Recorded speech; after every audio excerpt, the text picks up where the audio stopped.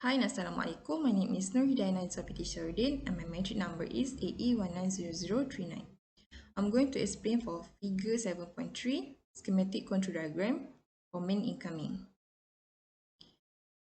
So, we see first here the incoming supply is 415 to 140 volt, 3 phase with 50 Hz frequency and AC supply system. We have 4 line here or 4 bar, which is red, yellow, blue and neutral. First we see the first circuit. This one we have current transformer.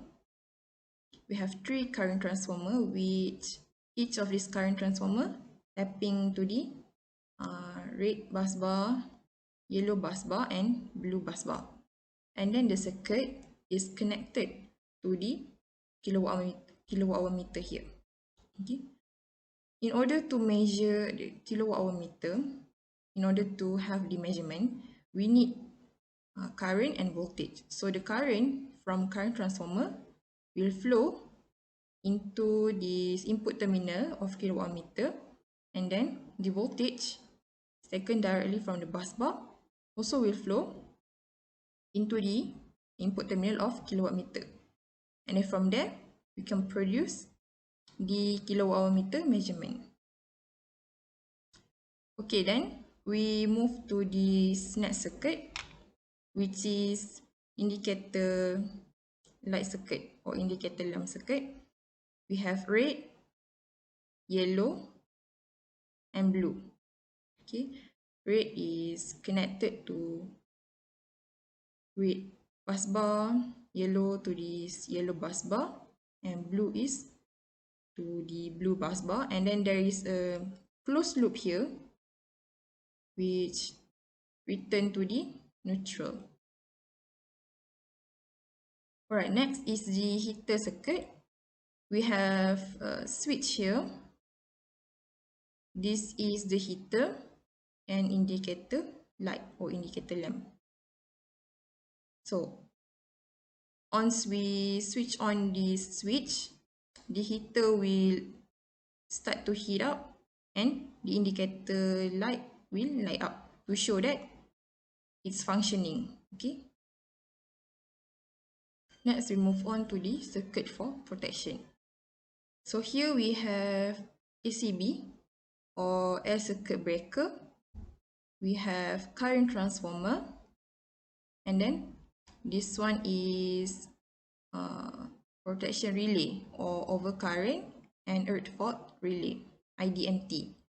Okay, so the air circuit breaker has 3 terminal or 3 switch to turn on and off, and then shunt trip coil here.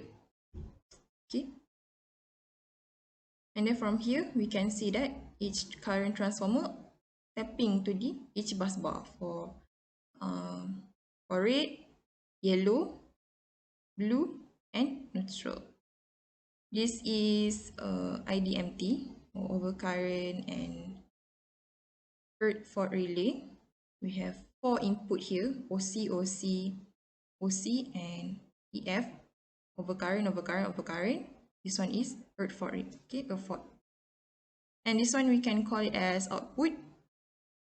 And this one is supply, auxiliary supply. So auxiliary supply, why we need this supply in here is because to make the relay in standby mode, okay, so that it can function easily. So each input has 2 legs, which tapping this R tapping to the red, S tapping to the yellow, T tapping to the blue, and N is neutral. Okay. Alright, we move to this last circuit. In this circuit, we have this one is power factor meter. This one is ammeter selector switch. This one is voltmeter selector switch, and this one is indicator light or indicator lamp. Okay, so current from current transformer we enter the power factor meter, and then the voltage from the bus bar will enter the terminal for power factor meter, and then we can measure the power factor. The indicator light or lamp here, if red, yellow and blue light up, it shows that there is supply. Assalamualaikum warahmatullahi wabarakatuh. My name is Nur Syairah binti Ahmad Safari. So I will explain about figure 7.4. I will explain about the schematic control diagram for outgoing feeder CW earth fault earth. This schematic diagram we can see from figure 7.3. The incoming from main source, which is from TMB, it will connect to the circuit breaker, which is MCCB. From MCCB, it will connect to the ST, which is short trip coil, and then from the short trip coil, it will connect to the coil or contact. For coil and contact, it has two types, which is normally open and normally closed. For this schematic diagram, it is in the open condition. If what happens, this coil will close. When closed, it will give the signal to the circuit breaker to open. So when the signal is given at the circuit breaker, the line will open, and then when open, it will connect to the protection which is have primary and secondary, and then from the its mean, the incoming voltage is 150, will step down to 5 ampere, and then it will go to the current relay, and the value at the current is max at 5 ampere, and it cannot more than 5 ampere. The number 2 and 7 is for wiring numbering, and the number 1 is connect to the red line, which is single phase, and tapping to the red line. For the number 8, it will connect to the natural wire. Thank you. Hi Doctor, my name is Wong Chin Kang, can call me CK. My metric number is A180110, and now I will do the presentation for the figure 7.5. The figure 7.5 shows the schematic control diagram for outgoing feeder control free earth leakage relay. First, we see this green box. This green box is the incoming supply from main bus bar, which is 415 or 240 volt, 3-phase 4-wire 50 Hz AC supply. After that, it connects to this blue box. What is the blue box? This blue box is the MCCB. What is the function of the MCCB? Which is used to protect overload and short circuit.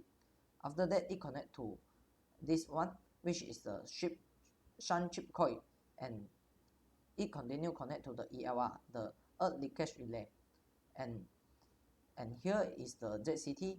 What is the function of ZCT? Which is detect the presence of the zero sequence current during short circuit. After that, it connect to a load. Okay, now we will discuss the connection of the ELR and the function. Okay, the connection of the ELR for the pin 1 and pin 2, it connect to the ZCT. After that, the pin 9 will connect to the red phase, and the pin 7 will connect to the neutral. Okay, the pin 10 will connect to the shunt chip coil, and the pin 12 will connect to the red phase. Okay, now we discuss the function. The function of the ELR is when the leakage current exit setting is detected, it will activate the circuit breaker. It will activate the circuit breaker and trip the circuit. Okay, why will trip the circuit? This is one to protect the electrical system and the people. That's all my presentation. Thank you.